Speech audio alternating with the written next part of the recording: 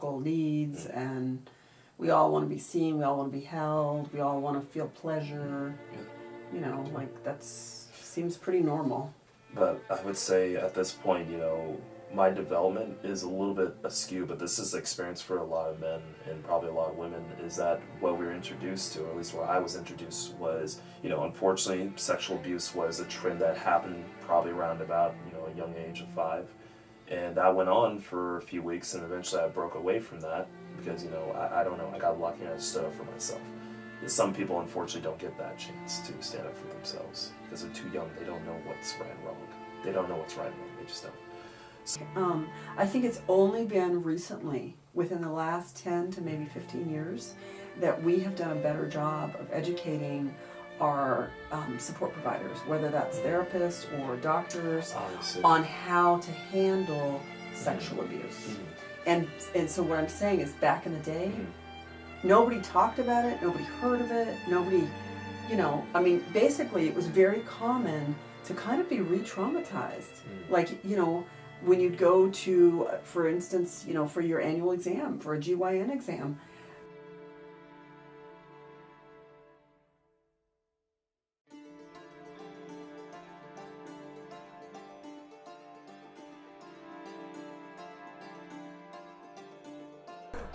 Welcome, guys, to a new episode. My name's Ryan, and this is Sarah. And today's subject is story about our sex lives until now. And I'm going to just start this by saying right now, with our sex life is absolutely phenomenal, would you say? Pretty phenomenal, amazing? Oh, yeah. Absolutely.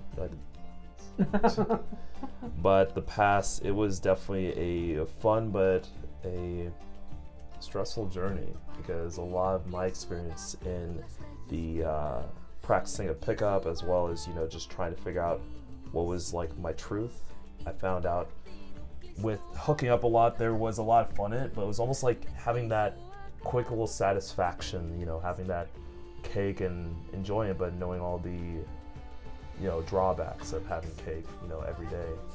It's pleasurable, it's delicious, it's nothing like it out there, but the overall outcome of that is it doesn't really build much of a future for you, and, not a lot of growth in that, just a constant cycle of, enjoyment, which is a great place to be, but eventually it has to end, just like we all agree.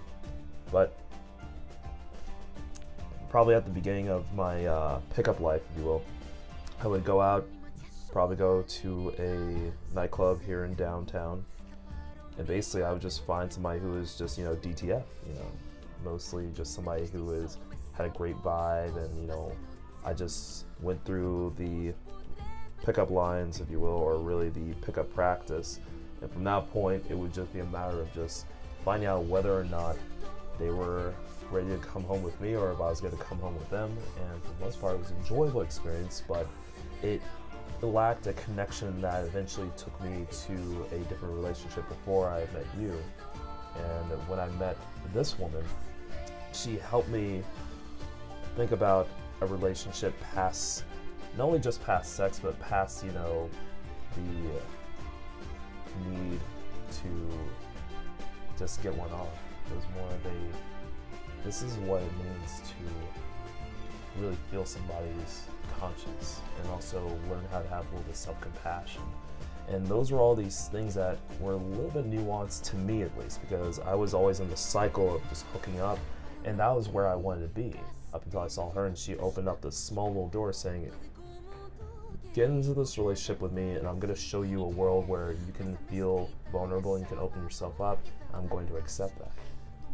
And then the practice of hooking up, you don't really worry about feeling accepted. You just go through the process and get your rocks off, I mean,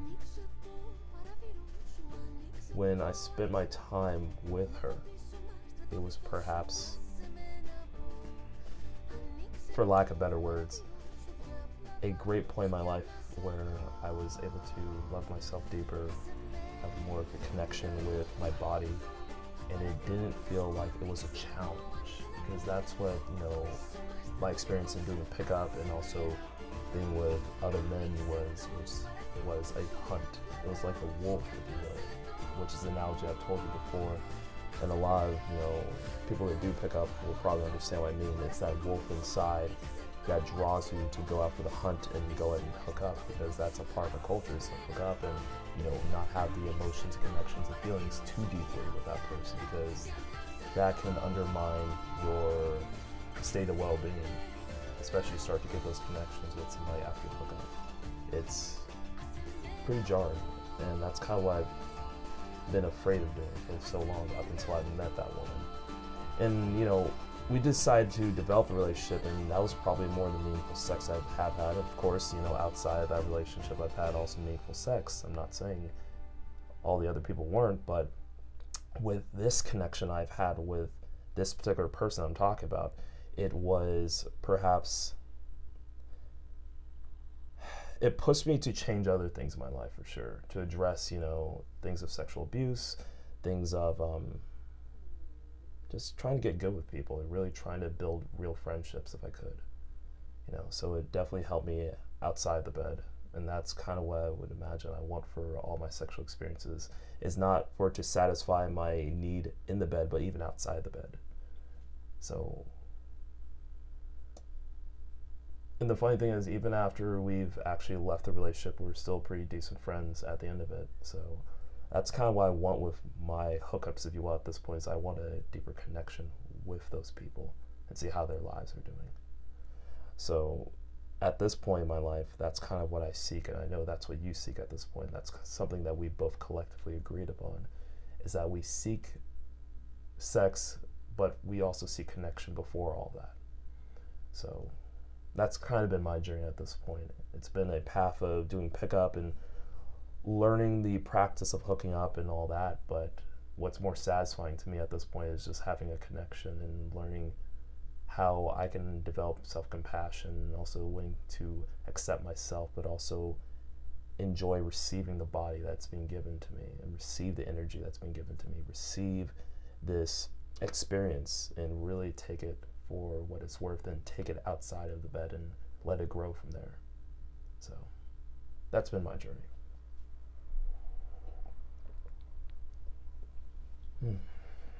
What about you, though? What about me? What's been your sexual journey at this point? Till this point, actually. I'm happy to talk about my sexual journey, but I actually have a few questions for you. Okay. Based on what you shared.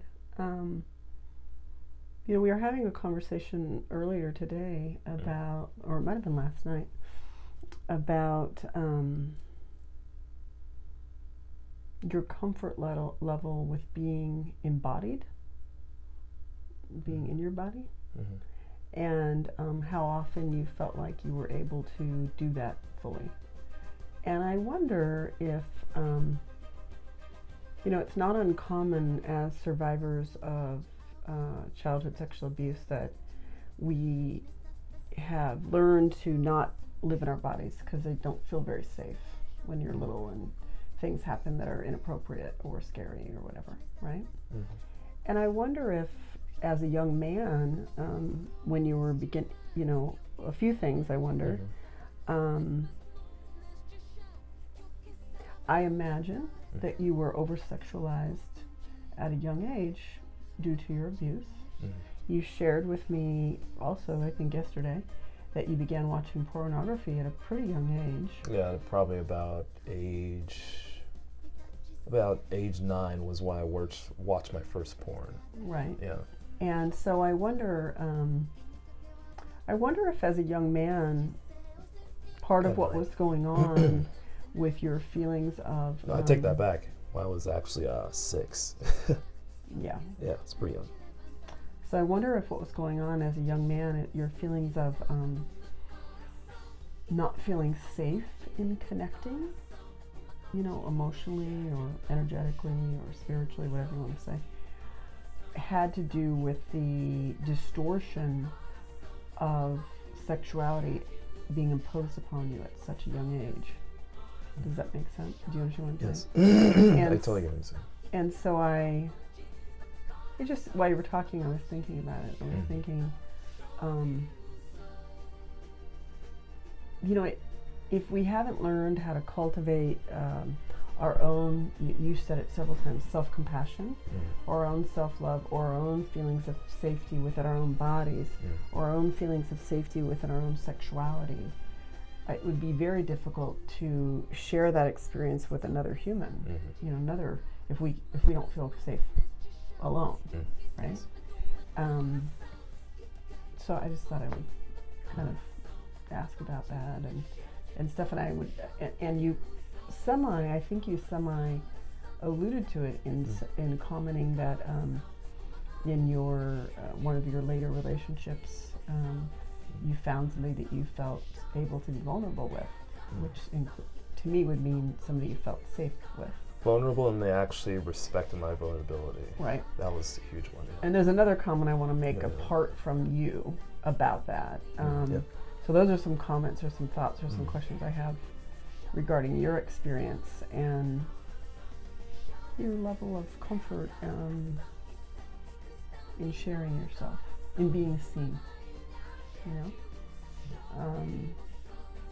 Because I think that a lot of people experience that. You know, it's sexual abuse and sexual assault is rampant in our culture, and I think a lot of people experience that, and we don't talk about it. And so, and then we see pornography, or we see movies, or we see social media, and we're kind of told, especially men, are kind of told that the caring part or the feeling part doesn't matter. You should just want to have sex. You should just want to get laid. You should just want to have an have an ejaculation. That's what they talk about. You know, what I can't remember what you said, like get one off or something like that, right? Yeah. So the other comment I was going to make is that our culture really doesn't serve men well, in the sense that it's my understanding, I've heard from clients before, that there are actually, you know, probably because of cultural conditioning, there are a lot of women out there who are giving men the message that if they show their fears, if they show their vulnerability, that they are quote unquote weak, and they are not manly, and they are not masculine. I mean, they kind of emasculate men, right? So I feel like that men are very much these days between a rock and a hard place. Like, you know, you can't do this and you can't do that, and you can't say this, and you can't look at a woman this way because, you know, you're not respecting women. But then at the same time, we give them these messages often that if they have feelings, then they, you know, they can't get laid either, because that, you know, so it's like, how am I supposed to be as a man? You know, I mean, I'm not a man, so I can't answer that, but that's my observation from the outside. And it's also my observation having worked with male clients who come and tell me, you know, I have men come and tell me that, you know, their wives or their mothers or their sisters or their aunts or their girlfriends or their coworkers tell them things like that they're worthless, that they're a piece of shit, that they can't do anything right, that, you know, all these things. Well, that doesn't feel safe. Why would you want to open up your heart and be seen if people are giving you those messages? Of course you don't. No one would want to do that, right? So then how do you get close to another person? You know, a woman if you're heterosexual, a man if you're other, you know, kind of thing. But how do you get close if you're receiving those messages from the culture at large, from the media, from, do you know what I mean? Yeah, and you know, I'm just gonna answer this with my own experience, and what you said is definitely elements that have played in my life that developed me into the man I am at this point, where yes, there is this culture that exists, in my experience at least, where even the pickup community, there are a lot of good dudes in there. There are tons of great guys, you know, that have just been, you know, told these messages that if you show any vulnerability and the woman sees that, you're dead to her. She's gonna look at you that you are not confident, you don't know what you need to do, you are not a man. And that has been pretty much the narrative of what guys have been told. A lot of guys, I can't say all guys, but there's a portion of men, and I was one of them, that has been told, if you don't have a sense of confidence, if you have a sense of, you know, vulnerability, that's going to be used against you eventually. And the woman's going to undermine that. And that seems to be the narrative that I have noticed that exists in my own experience. And I've walked away from that because I guess I got lucky. I felt like I got lucky with somebody who's willing to accept me when I show my vulnerabilities, because I was expecting there to be backlash. I think a lot of our audience out there who are men will definitely agree with that, you know, guys definitely have their feelings, they want them to be known, however they don't want them to be used against them. Right. Just like women. Well, So including feelings like, even sexual I'm urge. horny, and I want to get laid. Yeah. Like, there's nothing wrong with that. Yeah. And they want to say that, but not creep anybody out, but they want to be, they want it to be known. They want to be respected and said, oh yeah, that's cool. Yeah, go get your lay on. We don't want to shame you. We're not going to try to say, if you want to, let it be known. The same thing for women, you know, they're on the other side of that spectrum. Based off what I've seen in my pickup experience, at least, it's hard for women to go out with friends, with female friends, it could be guy friends, and ask a guy, hey, let's have sex one of these days. Not now, but I want to happen. That is my intent. My intent is to have sex with you and have a connection, maybe, you know. But to say that to a guy, to say that even amongst your friends to a guy, it seems like it's hard for women to do that, at least here in California, at least. You know? I think there's still a lot of leftover cultural shaming about, you know, somehow if you're female and you have a sex drive that, you know, quote unquote, you're a slut or, you know, or a whore or something. When the reality is that we all have biological urges and psychological needs, and we all want to be seen, we all want to be held, we all want to feel pleasure. You know, like seems pretty normal. But I would say at this point, you know, my development is a little bit askew, but this is experience for a lot of men and probably a lot of women, is that what we were introduced to, or at least where I was introduced, was, you know, unfortunately, sexual abuse was a trend that happened probably around about, you know, a young age of 5. And that went on for a few weeks, and eventually I broke away from that because, you know, I don't know, I got lucky and I stood up for myself. Some people, unfortunately, don't get that chance to stand up for themselves because they're too young. They don't know what's right and wrong. They don't know what's right and wrong. They just don't. So, you know, breaking away from that and eventually seeing how normal it was to actually have sexual experiences, seeing how normal it was, but it was done in a different lens. When I saw porn, I was like, this is what love looks like. This is what connection looks like. This is what it means to have an orgasm, even though a lot of those people, what I realize now as an adult, they're faking. They're mattress actresses. This is what they do, and it's fine. Right. So, but a lot of young men, especially nowadays, I think both genders, but a lot of young men these days watch porn and they get the idea that that is what sex is. That is what love is, right? Well, the reality is that is not what most people's sex life is like. Yeah. I would say even then, it's funny how most, I wouldn't say most, I don't want to say most, I'll just say from my own experience, it seems like the objective after porn, even during sex, the objective is to get to the orgasm. And that seems to be a narrative within porn, because what is it? That's the climax, that's the cutscene, that's what you call I forgot what you call that, the money shot, if you will. Right. That is the ending credit, and that's what is in the collective mind of me as growing up as a guy, is that the point of having sex is to get that orgasm, to make that woman orgasm, so they will remember you, so they will see you as that experience, and they'll never forget you for that. Fuck the connection. Forget about the connection, just worry about the orgasm. That was the narrative that existed in my head, and I'm pretty sure with a lot of the men that I actually did pick up with, and that even exists with some of the women that I ended up sleeping with, that they were worried about making sure that I was climaxing. Like, oh my God, if you made me climax and, you know, I didn't make you climax, my value as a woman has diminished. It's like, no, that's not what it means, but that's a conditioning. That's the reality that they've come to accept, and I've accepted too. Well, there's also, I mean, I think that's a valuable belief from the get-go, in the sense that I don't believe that other people can make you climax. I mean, certainly people can have more game, you know, more technique. Certainly it's useful, but if in your mind you're not there, present, available, ready, you won't. Do you know what I mean? Yes. So, I mean, it all starts first in your brain, Mm. right? And then for me personally, it starts next in my heart, and then in my vagina, you know, or in my pussy, you know, because I mean, there are times, you know, I don't have an orgasm every single time we have sex. That's not because of you. You're still the same person. You still have the same game. You still have the same techniques.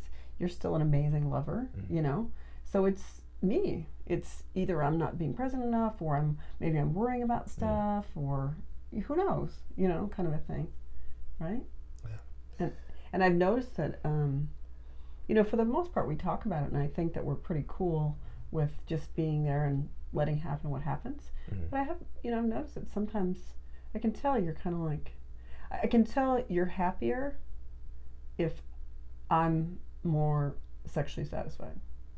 Yes, I think there's a part of, you know, that's a part of the play. And I think that's kind of going back to an episode that we were talking about when it came to the wheel consent, and also mainly Betty Martin's idea of like, sometimes you're going to play a role where you're the freaking giver, and that's fine, you know, be that role. Or if you want to be the receiver, that's fine too.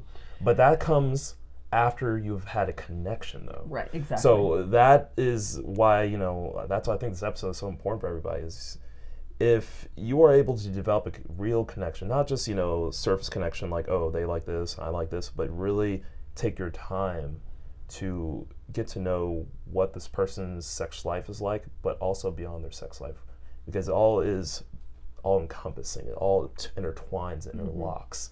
But if you're able to work with them on that, you know, be a part of that experience, you know, it's such a much more rewarding thing, and especially for yourself, that self-compassion comes into play as well. And you know, I wonder too about being able to I'm not even saying like, you know, start a full-on relationship with the person, but at least have a connection, a real connection. well, at least be able to let talk, it grow. right? That's actually what I was thinking about, is that, you know, if you can't even talk, if you can't even say, oh, I like this, or I don't like that, or I don't know, I feel like it's important, you know, to be seen. Yeah, to be seen. To be heard. To be accepted. Yeah, to be accepted. Yeah. You know, that's something that I think keeps a lot of people from getting the dating life that they want, the sex life, because that's kind of what changed in me after I got out of the last relationship. Is I said the next date I have, or the next real, you know, person I'm connecting with, the next person I see that I'm going to be dating after this last person, I'm going to go about it saying, this is my authentic self, I'm going to accept myself, and if somebody's going to shame me for it, they don't love me enough. That's just it. And I felt like if that's the case, I also have to say the same thing about them. I have to be willing to accept what they're bringing to the table. And how does that feel for you to have to accept what they're bringing to the table? Because I think you're now talking about our relationship. Yes, absolutely. So, for instance, I love how adventurous your life has been at this point. I love that you are, you know, you kind of, it seems like you're destabilizing your life to get something better in life. And to a lot of people, that's a red flag, but for me, that's exactly what growth looks like to me, is that I can't go any other direction from here. So what happens? I have to break that down and build something better. You have to break down the foundation. And a lot of people are shy about that. A lot of people freak out about that. A lot of people say, oh, I don't want to deal with somebody who's, you know, breaking things down when everything looks good. It's like, no, they're trying to find their bliss. Well, a lot of people like status quo. Yeah, they like status quo. Comfortable, right? They're like, oh yeah, you got your house, you got your, you know, cars or whatnot, and they'll look at the other things. You got your job. And you know, people are like, some people even look, and there's something in pickup, this definitely exists outside pickup, status. People look at status, and you know, some people don't, but it's hard to look away from that. But I feel like with you, you're questioning the status and looking for the bliss, your truth, if you will. I'm actually questioning the value of status. I don't even know. I mean, it's bizarre. I've been very lucky, as you know, and had an amazing career in a couple of fields now. And as a general statement, I think I'm highly well respected. I don't know if I'm always I'm always liked. But I think But I you're liked think by I'm- more than enough people based off what I've seen. Liked by way more than But I can you imagine. know, being an artist and being somebody who's deeply committed to healing and healing through the arts, through arts as well, has really brought me to this place where I question everything. You know, it's really hard to let go of societal value systems of, well, let's start with marriage, right? Or monogamy, Yeah. right? Or you know, having That's a status, for having a stable career or a full-time job, or you know, like as you said, material items like owning a home or having a car, or you know, whatever it is. Having insurance, if you will. Yeah, having insurance, right? So it's challenging because I question a lot of things. I know from personal experience, and I know from experience from working with clients, that having money or having a job doesn't equate being happy necessarily. You know, so that's an illusion, right? It's a security, but it's really not a measure for happiness or bliss or Right. anything like that. So, you know, I'm still in that process of going. Well, wait, you know, what do I do? And part of it has to do with my age. I mean, when I was in my early 30s or late 20s, you know, like the future and retirement and those kind of things was way off. So I didn't care. Like when I was 27 or 28, I believe it was, I quit my job and moved to Mexico. Packed my car, took my dog, and drove down to Mexico. You know, didn't have a job in Mexico. Just decided to do it. Just decided to take 6 months off and move to Mexico. And I didn't think that much. I mean, yes, it was a big deal. It was a big change and a big choice in my life, but it wasn't unsurmountable. It wasn't that scary, because the worst thing that would happen is I would run out of money and come back and get another job, right? And now, some years later, it feels scarier because, for one reason, I know that women my age are harder to employ, right?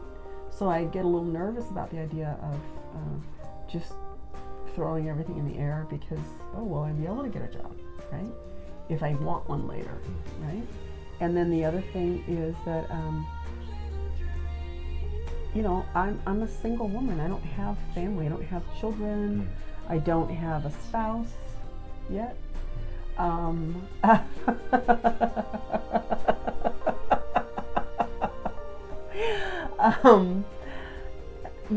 And I don't want to work until the day I die. My mom worked until 2 years before she died. I don't want that. I want to enjoy my life. I want to make art. I want to travel. I want to help people. So, if I really take that faithful leap and just, follow what my heart says and, quit my job, it's like, well, wait, how am I going to pay for my food and pay my mortgage, and who's going to take care of me when I'm an old lady? And But think about this real quick.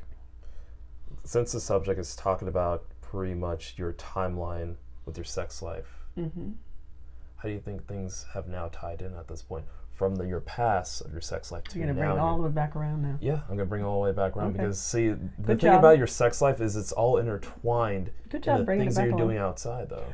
Well, as you know, and I think by now probably most people that watch our videos have figured out that we're both adult survivors of childhood sexual abuse and incest. And if they didn't know, now they do. Well, I mean, Yeah. we talk about it pretty openly, so I think Yeah. they figured it out. So in my, just, very similar to your story, I was over-sexualized at a very young age. One of my earliest memories when I was, 5 or 6, is getting caught in like a little blanket tent behind the couch with a little boy looking at my dad's Playboy magazines. Really? And that was pornography, for me at that age. Yeah. We didn't I didn't know about watching videos. I don't think they even had that when I was that age. No, they didn't. You know, Not accessible on cable, at least. no, they didn't have that when I was a little girl. So you know, my parents were swingers. They were pretty dang open about it. I mean, I knew from a pretty young age that something was different. My dad had Playboy, Penthouse, Hustler. I mean, like in the house, like, you know, open. I don't think Hustler was on the coffee table, but Playboy and Penthouse were. Playboy was for sure. You know, and then I remember my mom and my grandmother talking about me and the word precocious being used. That I was a precocious young girl, but nobody ever. Precocious. Yeah, but nobody ever. What does that exactly mean for the audience? Precocious mean? Like prematurely sexual, prematurely inquisitive, you know, kind of a thing. But you know, nobody ever stopped to question why. You know, why? I wonder why Tara's like that. You know, and I actually think it's a miracle that I didn't have my first actual physical sexual, like full on, you know, intercourse experience until I was 17. I mean, you know, based on my life, based on the exposure that I had, based on the fact that I had a little boyfriend when I was like 11 and we'd make out, you know, and stuff.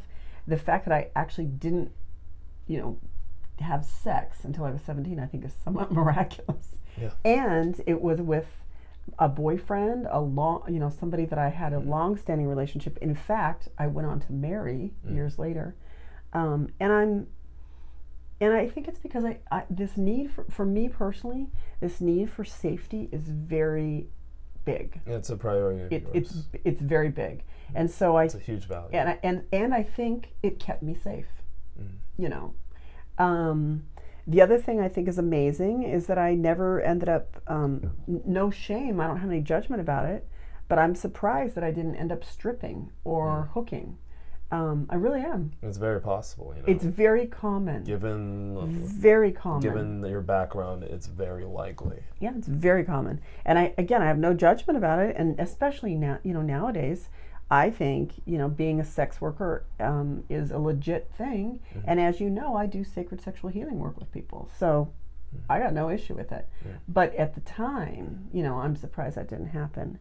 And not only that, at the time, you know, the first time I sought out support, I was in college. I was, I think a sophomore in college.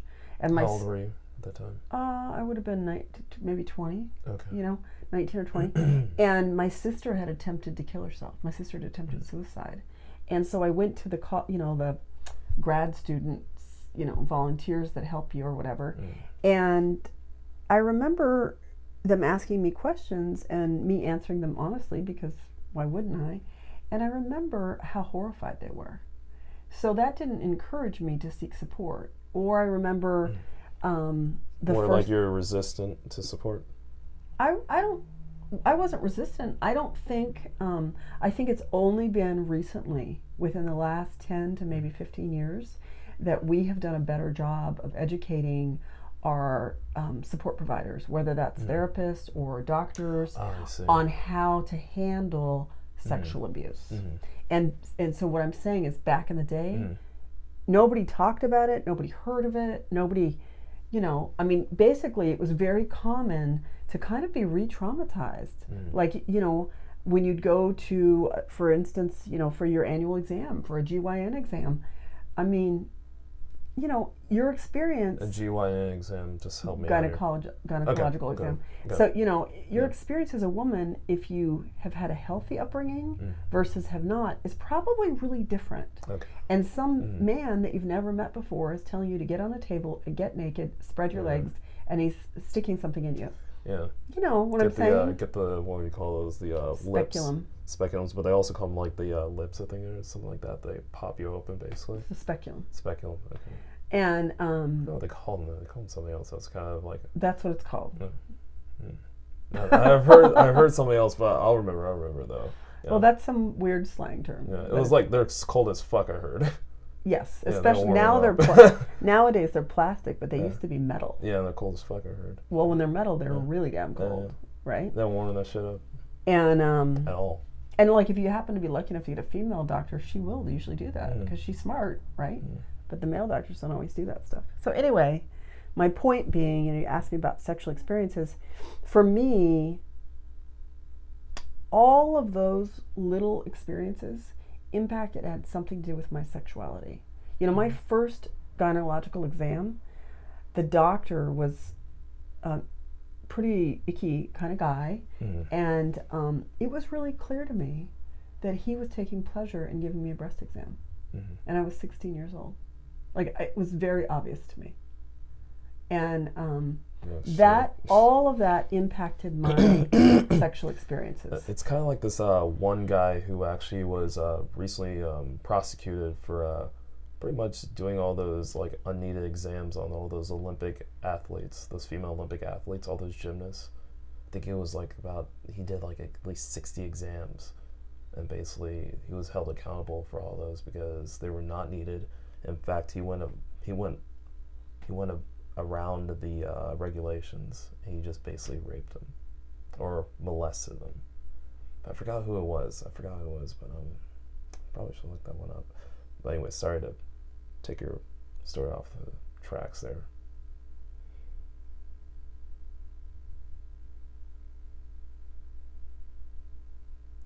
But you were talking about your exams, and then you were talking again about the experience that this exam was just not even necessary, especially since this guy was getting pleasure out of it, and that's probably made you go outside your body to avoid even talk about it.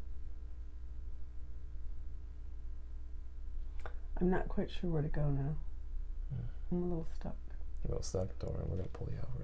So we're talking about, at this point, you are now in college, probably leaving college, and now you have already been married, I would imagine. Or were you married while going to college?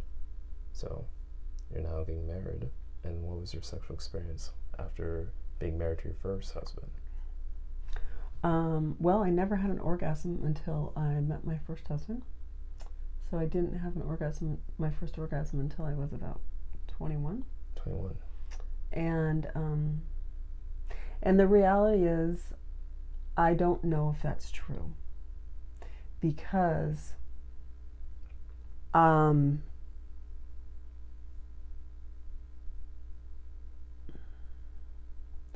my experience with my my molester, who happened to be my father, was so vivid that I think I might have had an orgasm.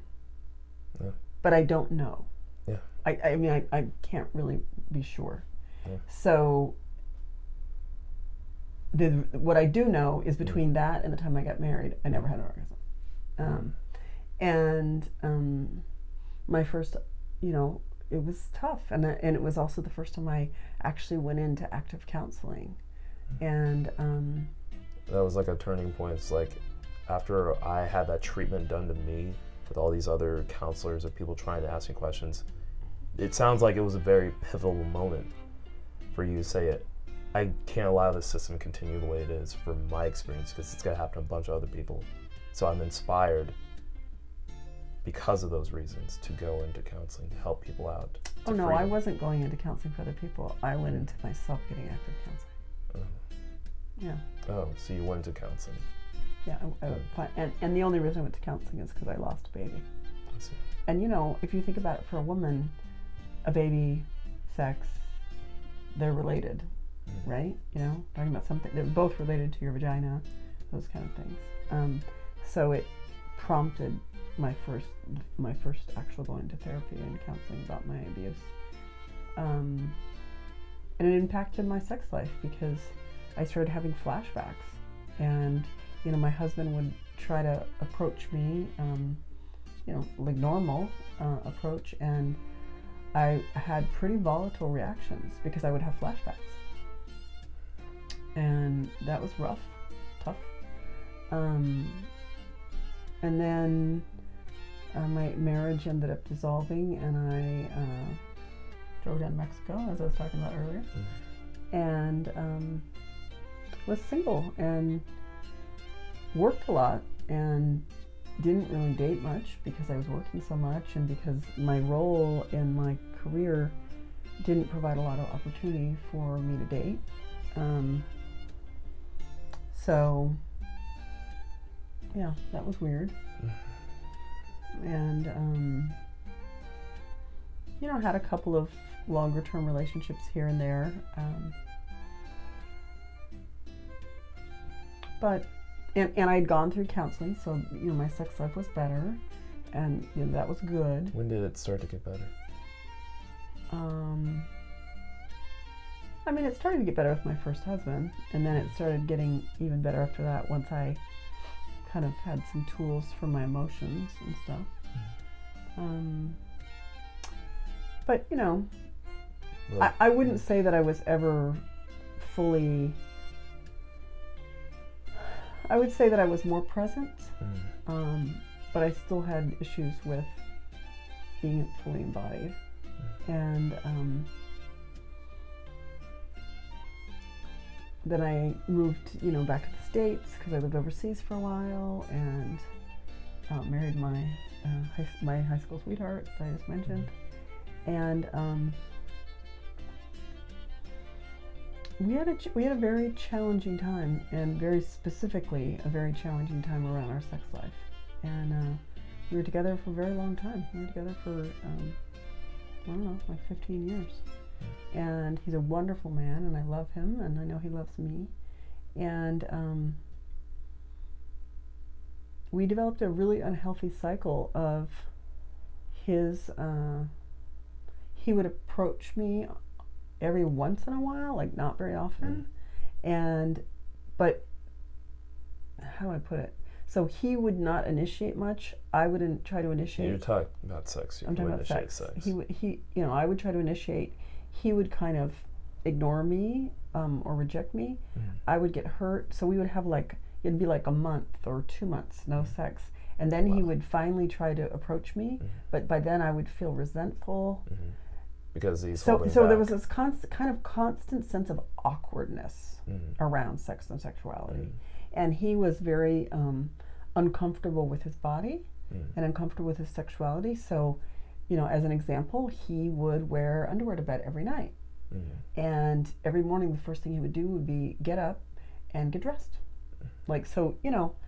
You know how we walk around naked all the time, or we shower together, or we sleep naked together, or there was none of that. You say the sexual connection felt more of it. There was no sexual connection being built. Well, it was really confusing because there was a really strong energetic connection, and I loved him very much, and he loved me very much. But we couldn't overcome the awkwardness or maybe our own individual dysfunction around sexuality to connect that way. And so, I would say as a general rule, on average, in a 15-year relationship, we had sex 3 or 4 times a year. And, I have a very high sex drive. So, having sex 3 or 4 times a year didn't really work for me. It caused some other issues. Confidence issues, stuff like that. Sorry, I was nodding at the camera when you said you had a high sex drive, by the way. I saw that. I was trying to pretend like I didn't see that, but I saw you. Oh, shit. And then, so up until all of these points, I had always been monogamous. I knew about my parents' lifestyle. It made me uncomfortable, probably because there was also dysfunction and incest, and there's a lot of lying going on. There was a lot of things going on that were not healthy in my home. There was a lot of pretending that things was okay and things were okay and they weren't. So I had chosen as an adult to be monogamous, and it's what most people choose, and whatever. And I had a lot of judgment around it. There's a status that comes with that too, And It wasn't until I left my marriage that was, as I just shared, basically non-sexual, that I had begun studying and training after my mother had passed away for being a therapist, and using art, and then I began studying and training and using tantric modalities to support and heal people, and they're very aligned, by the way. And I began volunteering and doing work with women in shelters and different situations, and I saw for myself and I saw for other people, both men and women, how important it was to be seen and to be embodied and to own all aspects of ourselves. And one of the aspects of ourselves is our sexuality. And so when I became single, I made a choice to not look for a relationship right away, because I'd been in one for a long time. And I also made a choice to join a community that is sex positive, tantric based, and non-monogamous. And that was only a couple of years ago, actually. 2 or 3, I think 2 years ago now, maybe. Maybe 3. I think 2. I'm gonna lean towards 2.5. Let's say 2.5. And based on how you described it. And in that time, some things that have become very clear to me. I mean, number one, I've gone to numerous trainings. I've become, a certified tantric dakini. I've continued to use art as a healing modality, and I've seen the power of that. And I've realized that for myself personally, my sexuality and my sexual expression is one of the places where I work stuff out. So being able to have a partner, now that I partnered with you, right, that I can be vulnerable with, that I can feel safe with, that I can also be raunchy with.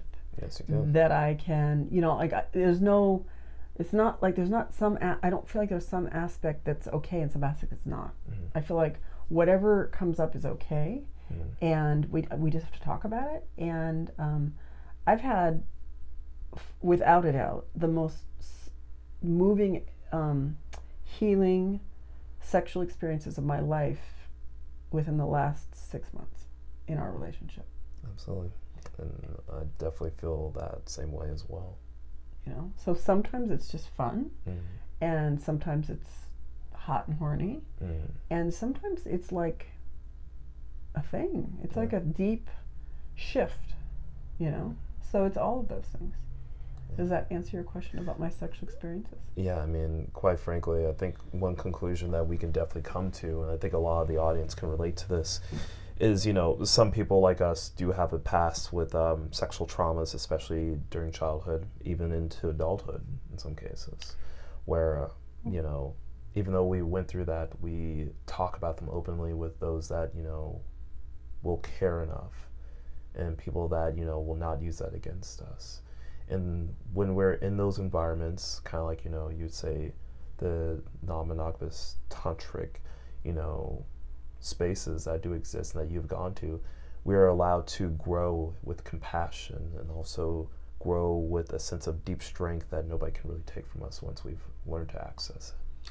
Yeah. And, that's kind of what I wish for the audience out there to go ahead and reach, because I think we're all on that, that drive, that path to reach that feeling, which is so easy to reach, but we're so much on our ways in that way. Well, with our past. We have these learned behaviors that have kind of bound us, right? And I think something that's important for everyone to remember is that they're not alone. They're not unique. I mean, the reality is that the lowest numbers I know of are 1 in every 3 women and 1 in every 5 men. Personally, I think the numbers are much higher because the people don't report, and things like that. So I mean, that's what and 2016 and 2017 is all about, is people being exposed. And I Oh, have yes. noticed in the various communities that we function in, you know, the poly community, the tantric community, the BDSM community, the sex positive, like all these different little circles that we go in, that there seems to be even higher numbers within those. Absolutely. I've noticed, because people just You're talking about people who people- had sexual trauma, or Yes. people who have been... yeah, people that have Okay. had sexual trauma, Yeah. because people, you know, I'm pretty open about what I do with sacred sexual Mm. healing work, and using expressive arts therapy as a sacred healing modality as well. So people regularly disclose to me, like they just will find me at a cuddle party, or find me at a workshop, or find me at a play party. You know, it doesn't matter, and they will just disclose to me, and I think they just feel safe to do that, and I'm glad that they feel safe to do it. But I feel safe to do that. I just wanted to point out the fact that, you know, some people might watch this video and be like, wait a minute, this was about their sex lives, and they probably are thinking, oh, they're going to talk about the hot things they've done, and, you know, No. all these other things. You know, I'm That's just saying, for another episode. But you know what I'm saying? Absolutely. And so all of a sudden we went down this meandering long road that talked a lot about trauma and sexual abuse and just different dynamics, and to me, Learned that is behaviors. all part of being a human. And so the stories we tell ourselves, the things that were said to us, the learned behaviors, that's all part of my sexuality. Because if I've got someone talking in my head saying, oh, you're fat, you're ugly, well, guess what? My sex life is not going to be that fun, right? Because if I'm not feeling good about sharing my body or showing my body, my partner's going to feel that. Yes. It's all those things that get in our way of what our true bliss is. I'm not trying to sound artistic woo-woo, but, you know, there's a saying that we should follow our bliss. Not to say we should search for pleasure, but we should search for our truth. What is it that Ryan really is? You know, what is really feeling good to him? What is going to feel good to him for the long run and not just the short term? What are those things that are going to help him grow and even do more for society? Well, the other thing to think about, you know, and I think we probably need to wrap up soon, is that it's, when you say, you know, follow your bliss, some people might think, oh, only follow the pleasure. No. You know? No. Sometimes looking over here for that you want, you really desire, means going through this dark place or this dark tunnel. Do you know what I mean? And I went through several years of my heart literally hurting, just hurting. And it was the time when I was trying to learn about loving myself, trying to learn about that I'm lovable, trying to learn that, you know, it wasn't my fault what happened to me, you know, or whatever. You know, it could be a million things, so that I could get to the point where maybe it feels safe to feel joyful, you know? Yes. I think that's what, you know, I want for you, I want for myself, and, you know, anybody out there is watching this. But for the most part, I think we need to definitely wrap it up. What'd you say? Yeah. Thank you. Oh, thank you. Thank you for sharing this moment with me. Thanks for being willing to be vulnerable. I love it. Well, guys, thank you for tuning in to a new episode. And once again, my name is Ryan, and this is Tara. And of course, if you guys want to leave any comments or have any questions, any very personal questions, feel free to talk to Tara, because she has this sagey wisdom. I almost enjoy hearing some of the things that she tells me as far as, you know, how to get through sexual trauma. And that's definitely what she went to school for, mainly that of, you know, childhood traumas, I would say. I also see clients. She also sees clients in her, Yeah. you know, tantric practices. Right. The Art of So- Tantra. That's my practice page. I mean, I'm not trying to drop it right now, but, you know, it's definitely helped me, and I feel like it can definitely be something that society, It's good for people to know. it's good for people to know. And, you know, I mean, I'm not saying it because I'm not like trying to dig up clients. I'm saying it because people might have questions, or they might want a referral, or they might not even know. So if you have questions, ask me. There's a lot of support in that. and it's Yeah. available to anybody. Yeah. Anybody who wants to get out of their own way when it comes to, you know, being a better lover or trying to figure out what is their true bliss. And I think you can help in that, and it's helped me a lot. But in any case, guys, thank you for tuning in, and of course, thank you for your support, and more importantly, we'll be seeing you soon with more episodes. But also, don't forget to subscribe, and of course, don't forget to hit that bell, and if anything else, share this video with somebody you think it probably has the same experience as us, because, you know, the more we expose that, the more we can, you know, begin to connect and love ourselves deeper. Yeah, change the world. Change the fucking world. Yeah. All right, guys. Peace. Mm.